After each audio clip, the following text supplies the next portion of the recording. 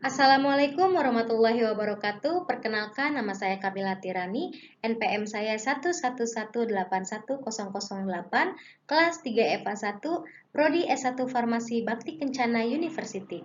Pada kesempatan kali ini, saya akan menjelaskan sedikit mengenai prinsip dasar desain obat. Dalam mendesain suatu obat, tentunya kita harus mengetahui dahulu bagaimana sih struktur dan sifat molekul obat tersebut. Mari kita jelaskan. Sebelum kita mendesain suatu obat, tentunya kita harus mengetahui dahulu prinsip dasar mendesain obat.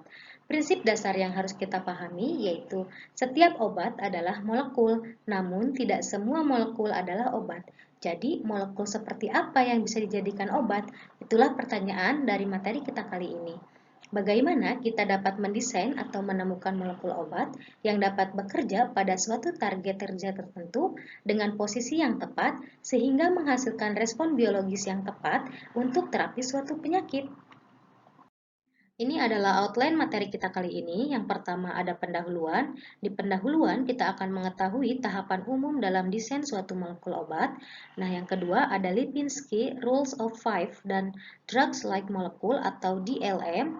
Yang ketiga kita akan mengetahui biopor molekul suatu obat.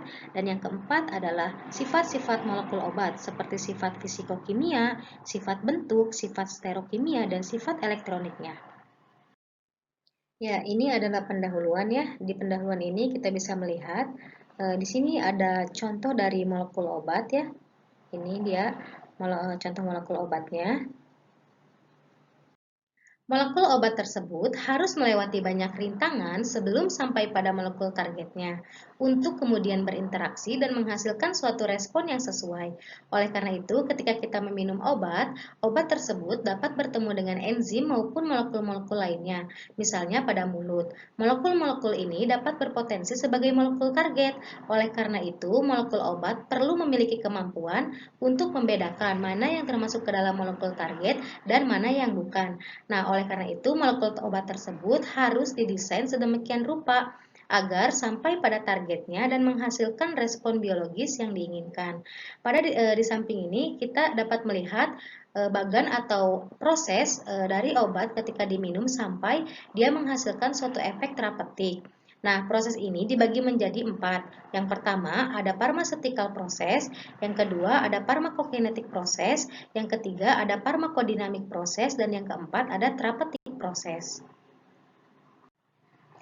Pharmaceutical proses atau fase farmasetik adalah suatu fase di mana ketika obat diberikan, misalnya secara peroral, dalam bentuk tablet, obat tersebut akan diminum akan mengalami yang namanya disintegrasi. Disintegrasi ini adalah suatu proses penghancuran molekul obat dari bentuk sediaannya. Proses ini terjadi di lambung maupun di usus. Setelah obat tersebut mengalami disintegrasi, obat tersebut akan mengalami yang namanya disolusi atau pelarutan obat menjadi obat dalam bentuk larutan. Obat dalam bentuk larutan yang seperti apa? Yaitu obat dalam bentuk larutan pada saluran cerna. Setelah fase farmasetik, obat akan mengalami fase farmakokinetik. Nah, dalam fase ini, obat dalam bentuk larutan akan diabsorpsi masuk melalui dinding sel. Kemudian akan mengalami yang namanya first pass atau lintas pertama ke hati. Sebagian obat akan mengalami lintas pertama di hati. Nah, sebagian lagi akan didistribusikan ke sel-sel dan obat tersebut akan menembus masuk ke dalam sel-sel. Sebagian obat yang didistribusikan ini akan terikat dengan protein plasma karena obat yang didistribusikan melalui peredaran darah. Nah, peredaran darah tersebut terdapat yang namanya protein plasma. Obat sebagian akan berikatan dengan protein plasma dan obat yang dalam bentuk bebas ini akan didistribusikan ke jaringan atau sel, kemudian mencapai situs kerjanya.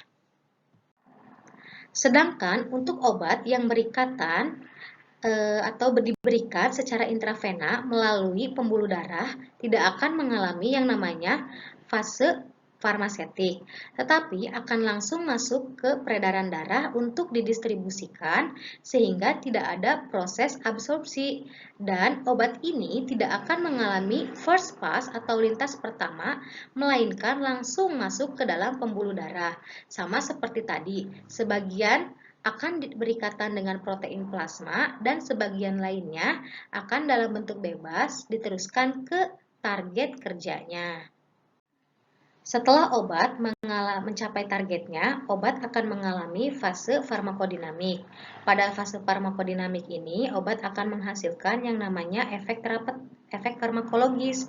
Nah, melalui interaksi antara obat dengan targetnya. Setelah obat menghasilkan efek farmakologis, obat akan masuk ke dalam fase terapeutik. Nah, fase terapeutik itu yaitu fase di mana efek farmakologis akan ditranslasikan menjadi efek terapeutik. Nah, efek terapeutik itu seperti pengurangan gejala ya. Misalnya kita demam, lalu setelah minum obat tidak demam lagi. Nah, itulah yang dinamakan efek terapeutik. Tadi merupakan keempat proses secara umum ya yang harus dialami suatu obat sampai menghasilkan efek terapeutik tersebut. Nah, ini adalah tahapan-tahapan dari proses tadi ya. Pada fase pertama ini ada fase farmasetik, yang mana fase ini terjadi pada saluran cerna. Nah, di sini di mana obat mulai diminum hingga dia masuk ke kerongkongan, setelah itu dia masuk ke lambung, nah setelah itu dia akan masuk ke usus. Nah, di usus ini si obat akan diproses hingga menjadi larutan obat. Setelah obat menjadi larutan obat, nah si obat ini akan diabsorpsi ke peredaran darah. Setelah dia masuk ke peredaran darah, dia akan didistribusikan sebagian ke hati. Nah, di hati ini dia akan mengalami yang namanya metabolisme atau first pass atau lintas pertama. Nah, sebenarnya tidak hanya didistribusikan di hati, dia juga bisa didistribusikan ke jantung atau langsung ke pembuluh darah seperti itu.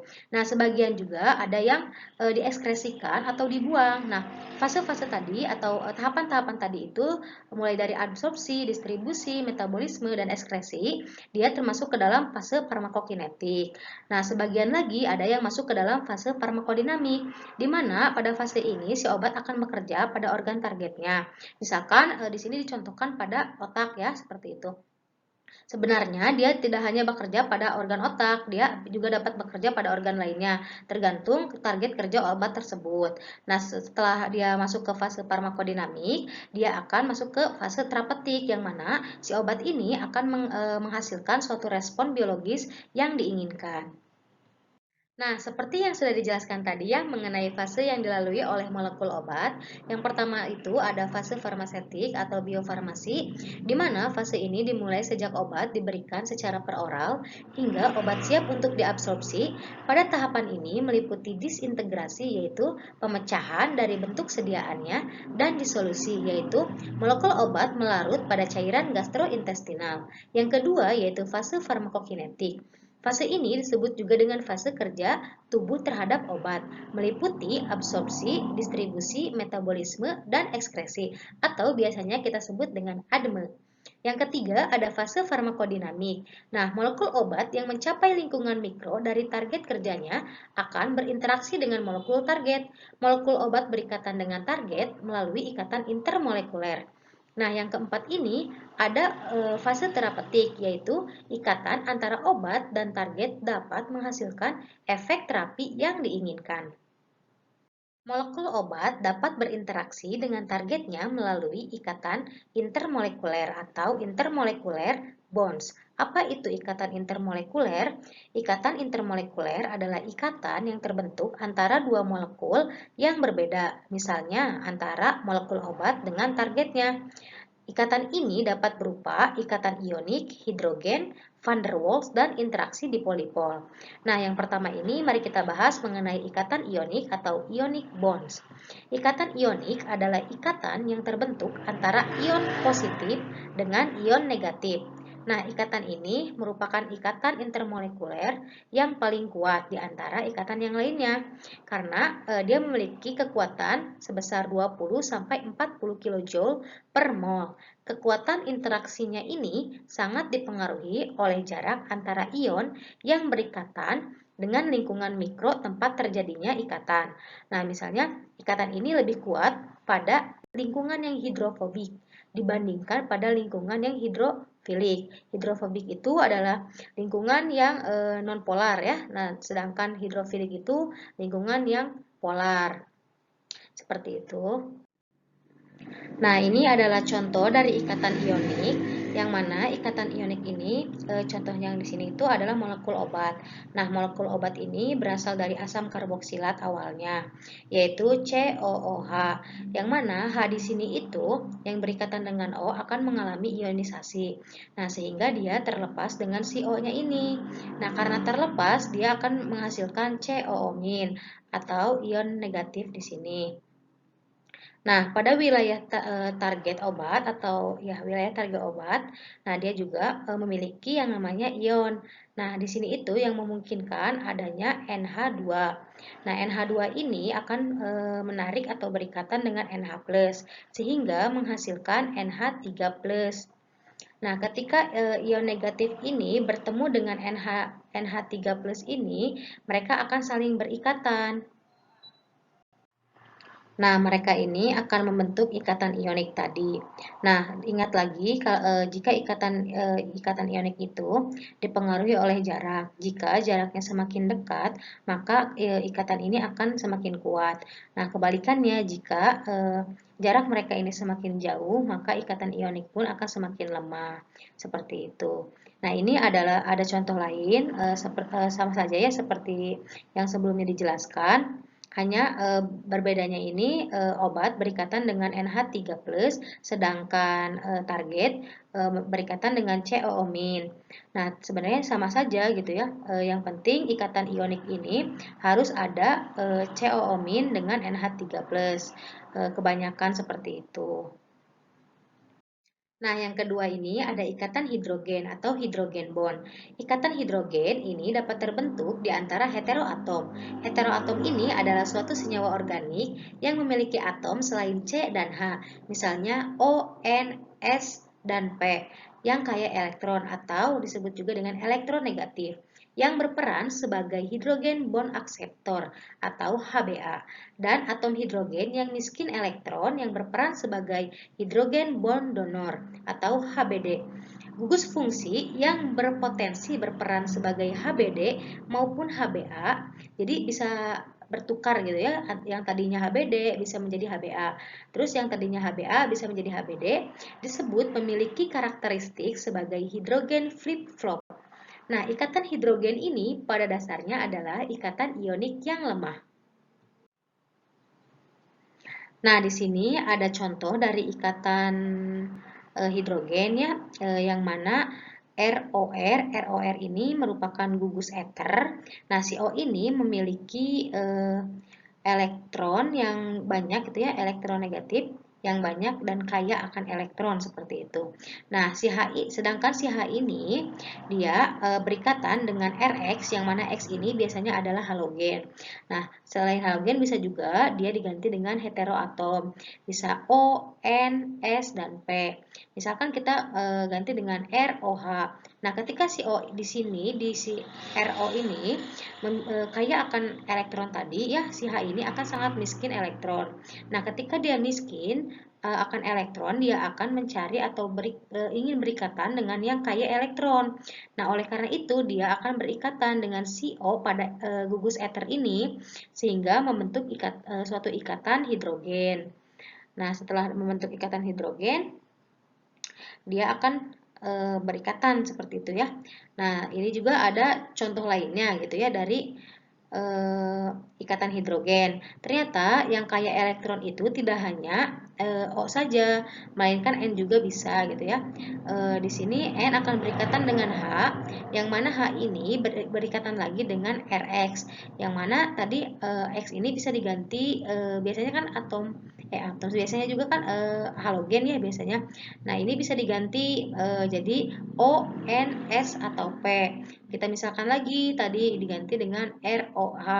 Nah, ketika si O tadi kaya elektron pada ikatan Rx ini atau RO ini, maka si H ini akan sangat miskin akan elektron. Nah, ketika dia miskin akan elektron, tentunya dia akan mencari yang kaya akan elektron gitu ya. Maka dia akan berikatan dengan si N ini membentuk ikatan hidrogen seperti itu. Nah, ini contoh lain dari ikatan hidrogen ya, yang mana ada strong HBA atau hidrogen bond akseptor, yang mana kita ketahui tadi ya si O ini sangat disukai oleh elektronegatif atau sangat kaya akan elektronegatif. Nah, ini ada molekul HBA, banyak ya, ada HBA yang lemah, weak HBA gitu ya. Contoh lainnya seperti itu. Nah, yang ketiga ini ada interaksi van der Waals. Interaksi van der Waals adalah interaksi yang sangat lemah atau memiliki energi yang sangat kecil, hanya sekitar 2-4 kJ per mol. Nah, interaksi ini melibatkan daerah-daerah yang hidrofobik antara dua molekul, misalnya antara molekul C dengan C lainnya, dengan C lainnya lagi, CH, CH, CH, dan seterusnya. Nah, menghasilkan sisi yang hidrofobik. Nah, interaksi ini atau interaksi van der Waals ini disebut juga dengan gaya London. Nah, meskipun kekuatan interaksi ini sangat lemah, namun kontribusi total dari seluruh interaksi cukup penting dalam interaksi obat dengan targetnya. Karena walaupun sedikit, jika digabung gitu ya, jadi banyak gitu interaksinya, otomatis dia akan menjadi lebih kuat sehingga menghasilkan atau sehingga sangat penting gitu dalam interaksi antara obat dengan target tersebut seperti itu. Nah, ini ada contoh dari ikatan van der Waals ya yang ada di gambar ini. Ini adalah contoh dari ikatan van der Waals. Seperti itu.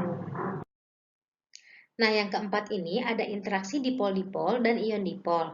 Nah, momen dipol adalah suatu vektor dari momen ikatan dan momen pasangan elektron bebas dalam suatu molekul.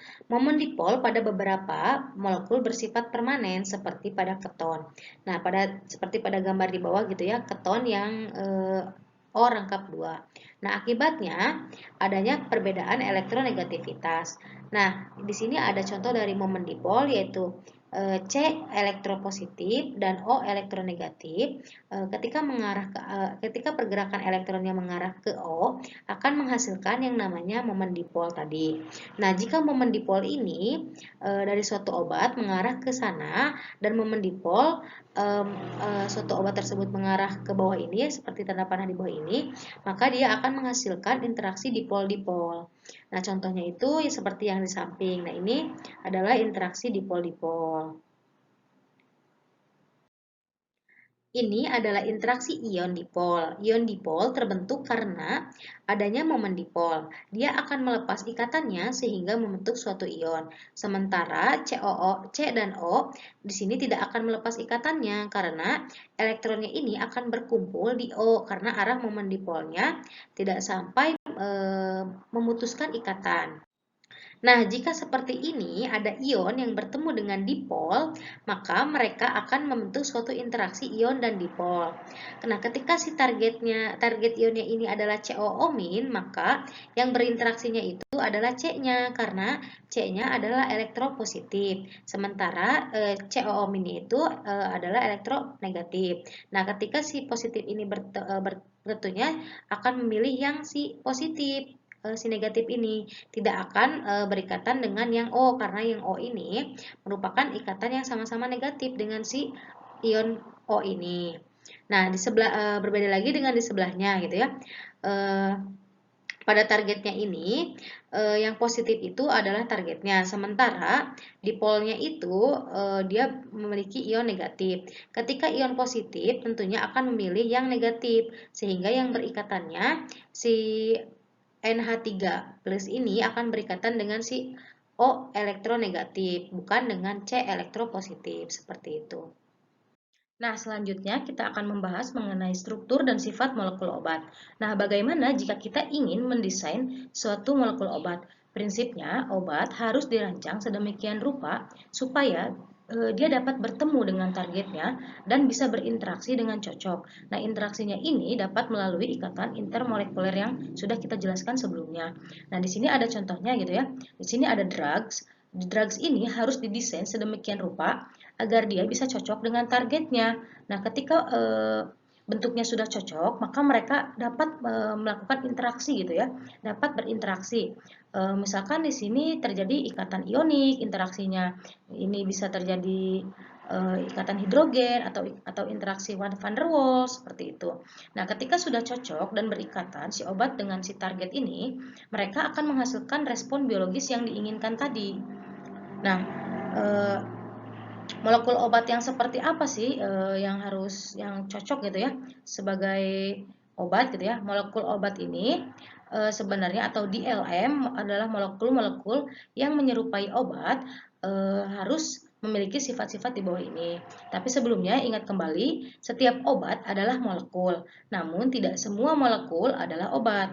Makanya si molekul obat ini yang berpotensi sebagai obat ini harus memiliki karakter-karakter seperti bobot molekul rendah, tidak terlalu hipofilik, lipofilik, atau tidak terlalu hidrofilik. Nah, mereka juga harus memiliki beberapa gugus fungsi. Mengapa? Karena gugus fungsi ini sangat berperan dalam terjadinya interaksi gitu ya, yang mana dia dapat membentuk ikatan dengan targetnya itu. Ikatan yang seperti apa? Ikatan yang tadi, ikatan intermolekuler. Misalnya ikatan ionik, ikatan hidrogen, atau interaksi van der Waals seperti itu.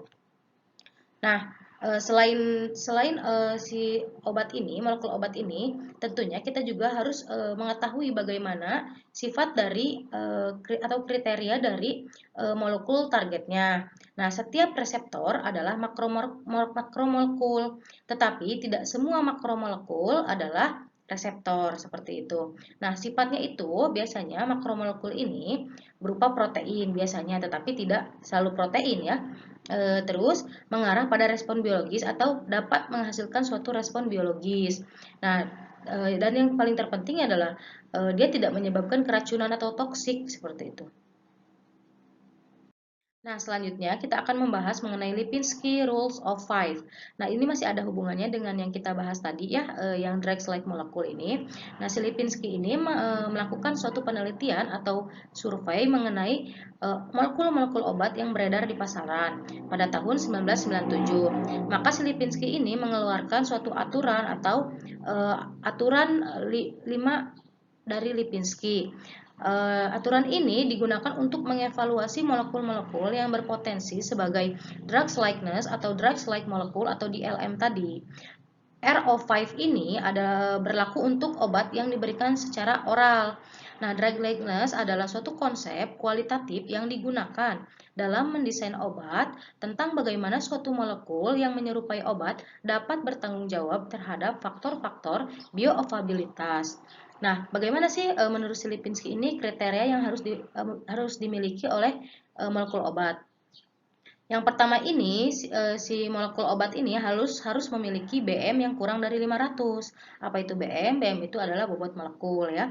Yang kedua, log P atau logaritma koefisien partisi dari oktanol air ini harus kurang dari 5 menurut Lipinski. Nah, yang ketiga ini HBD atau hidrogen bond donornya harus kurang dari 5 juga. Nah, yang keempat ada hidrogen bond akseptor atau HBA ya. Dia juga harus kurang dari 10. Nah, inilah keempat aturan yang dibuat oleh Lipinski Rule of Five ini. Seperti itu. Nah, berikut ini ada istilah bioform molekul obat.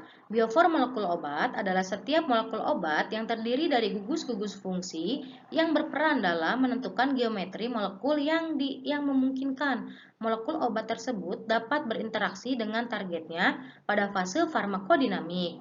Nah, suatu molekul obat ini ada bagian-bagiannya. Bagian-bagian obat yang pertama itu ada farmakopor, yang kedua toksikopor, yang ketiga ada metabopor. Yang pertama ini, farmakopor adalah susunan 3 dimensi atom-atom dalam molekul obat yang memungkinkan terjadinya interaksi spesifik dengan target kerja yang diinginkan. Suatu molekul obat dapat berinteraksi dengan lebih dari satu target kerja karena dapat memiliki pola farmakopor yang lebih dari satu pula.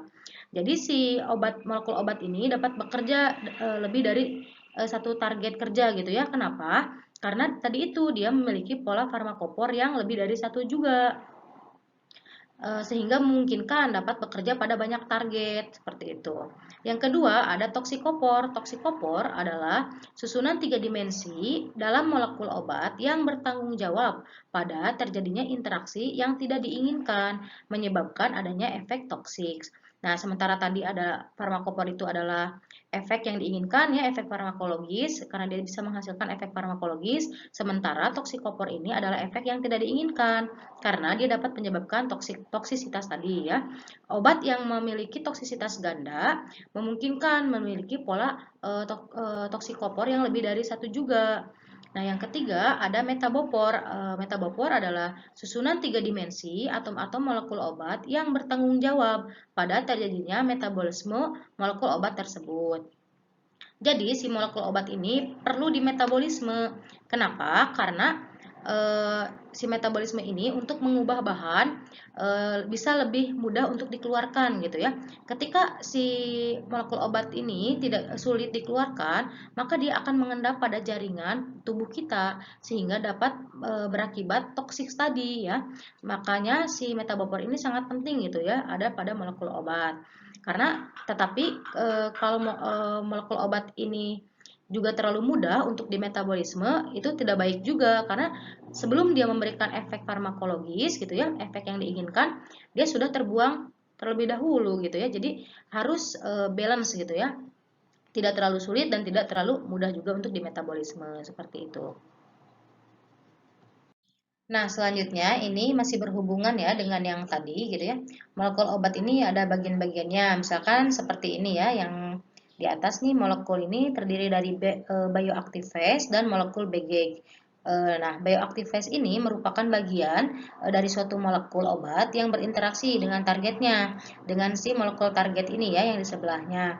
Nah, molekular BG ini merupakan bagian dari molekul obat yang berfungsi mempertahankan bioactive phase ini agar tetap memiliki geometri yang diharapkan. Jadi, ketika si molekular BG ini tidak ada gitu ya, tidak berikatan dengan bioactive phase, maka si sisi bioactive phase ini dapat berubah bentuknya sehingga dapat mempengaruhi dia untuk berikatan dengan si molekul target ini ketika dia memiliki tidak disangga gitu ya atau tidak ada yang mempertahankan bentuknya, maka si bentuk dari bioactive phase ini bisa berbalik sehingga nanti mereka tidak akan cocok gitu ya antara molekul obat dengan si molekul targetnya seperti itu. Nah, ini selanjutnya ada contoh ya bagian-bagian obat yang lengkap ya, mulai dari metabopor, toksikopor, hingga farmakopor. Nah, jika si farmakopor, toksikopor, dan metabopor ini merupakan bagian yang berbeda gitu ya, maka si toksikopor ini dapat didesain dengan cara membuangnya.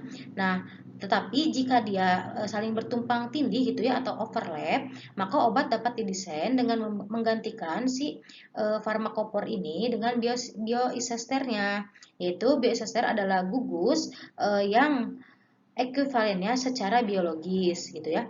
Jadi si toksikopor ini dapat digantikan dengan bioisosternya sehingga dapat menghilangkan efek toksiknya dari suatu molekul obat tersebut. Seperti itu ya. Ini ada gambarnya di bawah bioisosternya ya. Dihilangkan gitu si toksikopornya dan digantikan oleh bioisosternya.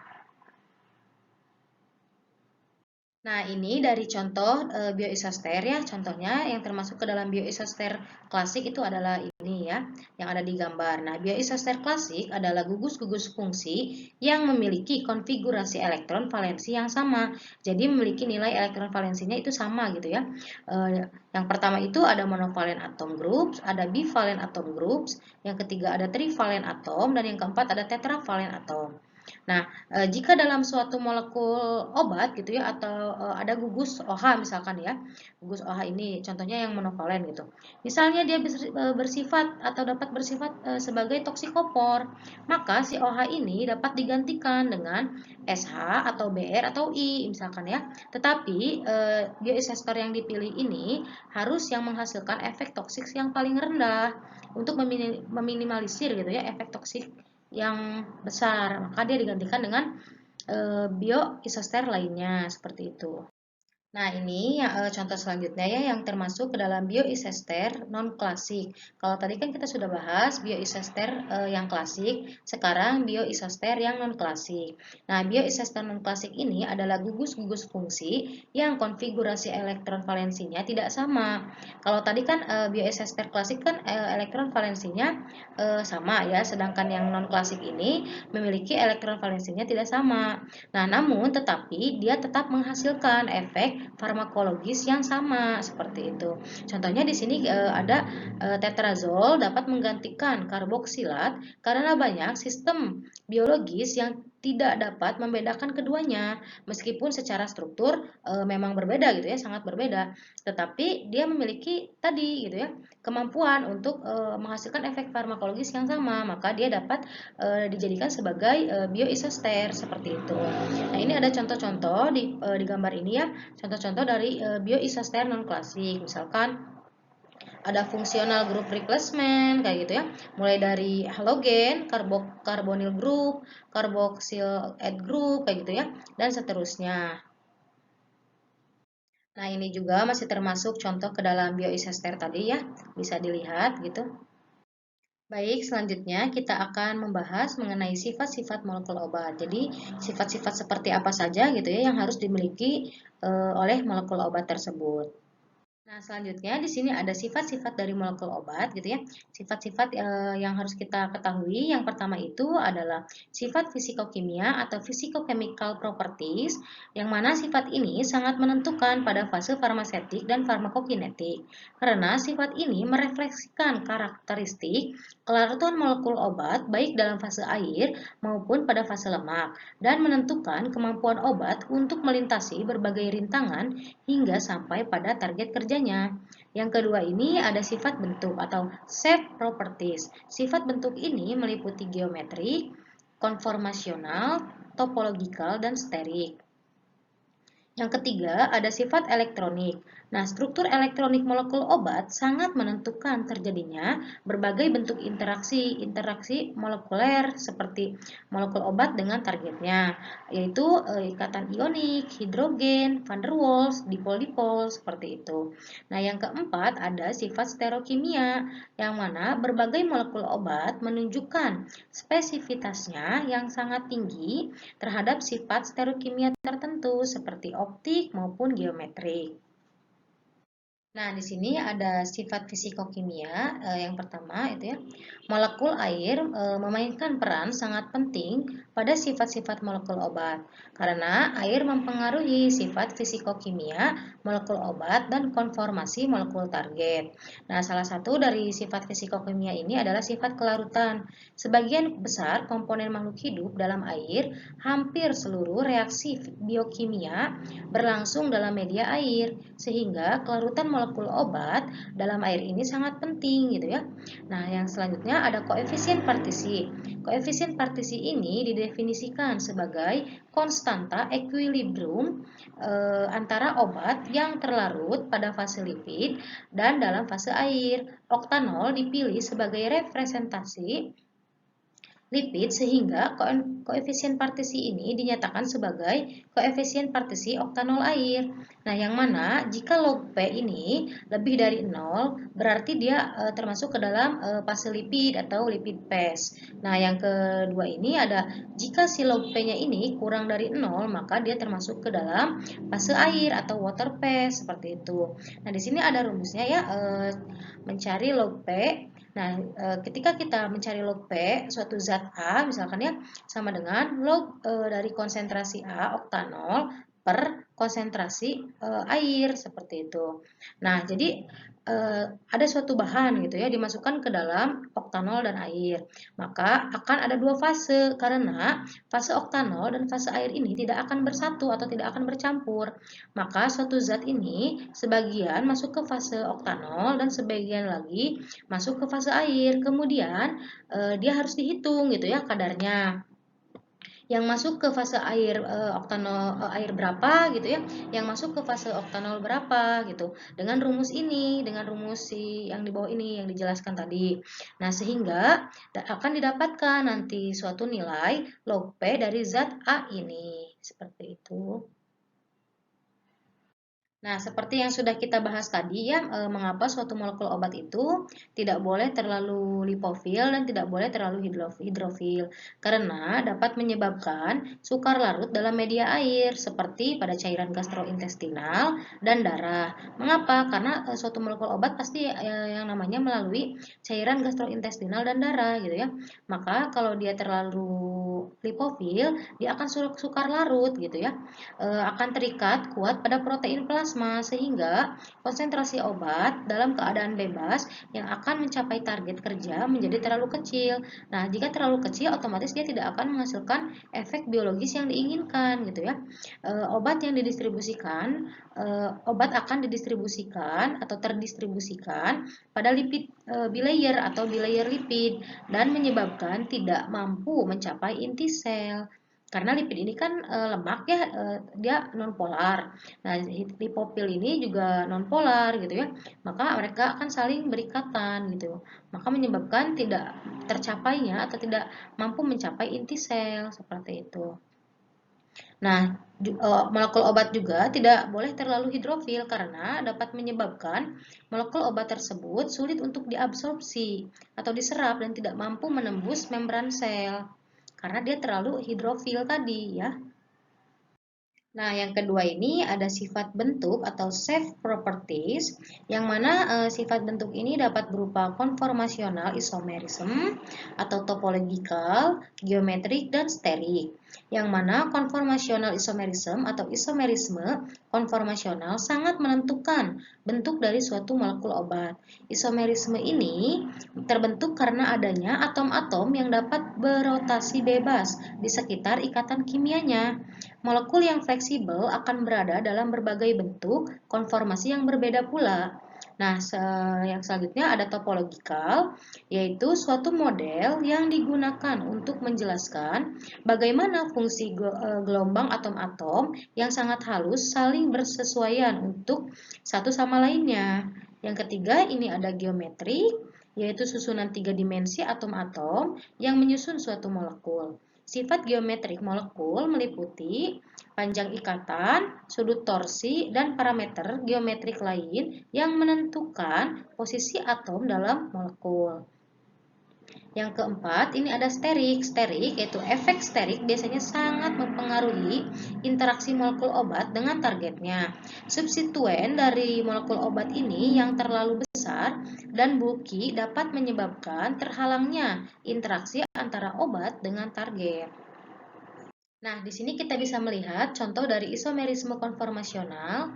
Nah, molekul ini sangat fleksibel, dapat berada pada berbagai bentuk atau konformer yang berbeda. Nah, proses di mana suatu molekul tunggal mengalami transisi dari suatu bentuk ke bentuk lainnya tanpa mengalami perubahan fisik. Nah, isomerisme ini terbentuk akibat adanya rotasi bebas antara atom-atom di sekitar ikatan kimia. Energi yang diperlukan dalam isomerisme ini sangat kecil ya, sehingga karena dia fleksibel tadi dia dapat berubah-ubah seperti ini ya, yang chair, yang boat, yang twist ini dapat berubah-berubah seperti itu.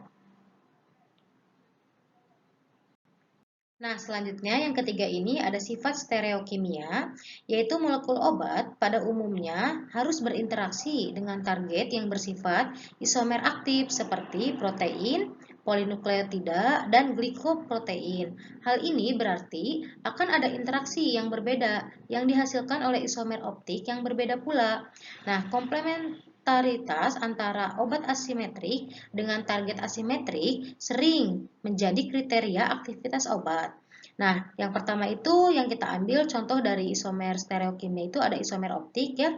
Isomer optik ini efek obat yang sangat aktif atau sangat spesifik lebih banyak ditentukan oleh komplementaritas tersebut. Isomer optik molekul obat seringkali sangat mempengaruhi aktivitas dan biotransformasinya.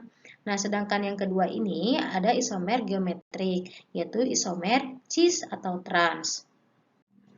Nah, di sebelah ini bisa kita lihat, di sini ada contoh dari isomer geometrik. Ini ada ikatan rangkap ya di sekitar ikatan rangkap ini. Ketika ikatannya berbeda, seperti C mengikat gugus atom yang berbeda. Misalnya H gitu ya, C ini pada ikatan rangkap ini mengikat H, maka dia akan menghasilkan yang namanya isomer cis dan trans atau isomer E dan Z. Nah, yang atas ini adalah contoh dari isomer trans dan yang bawah ini ada contoh dari isomer cis. Nah, di sini kita akan menjelaskan mengenai isomer optik, yang mana menurut Lehman ini pada 1986 menyatakan stereoselektivitas sebagai eutomer, yaitu enantiomer yang memiliki kesesuaian dengan target yang lebih besar atau memiliki afinitas yang lebih besar terhadap targetnya. Sedangkan sebaliknya disebut distomer, yaitu memiliki afinitas yang lebih rendah terhadap targetnya. Rasio aktivitas antara eutomer dan distomer ini disebut dengan eudismic ratio atau eudismic index dengan rumus seperti di bawah ini ya, yaitu eudismic index sama dengan log affinity eutomer dikurangi log affinity distomer. Nah, bisa dilihat pada gambar ini adalah contoh dari isomer optik yang mana struktur dari keduanya itu sama ya, tetapi konformasinya berbeda. Bisa dilihat perbedaannya pada level panel, gugus yang hitam tebal ini menghadap ke depan atau menghadap ke kita, sedangkan yang dextropan ini posisi atomnya mengarah ke belakang atau membelakangi kita. Nah, jadi mereka ini merupakan pasangan isomer yang sama gitu ya, pasangan isomernya gitu ya. Nah, bisa dilihat juga ada contoh lainnya gitu ya di sampingnya. Itu sama saja. Kalau yang tadi, kalau yang gugus hitam ini mengarah ke depan, sedangkan yang sampingnya lagi itu mengarah ke belakang. Seperti itu. Nah, ini adalah yang terakhir, yaitu sifat elektronik molekul obat, yang mana ada tiga. Yang pertama itu ada korelasi Hammett, ada ionisasi molekul obat, dan distribusi elektron molekul obat.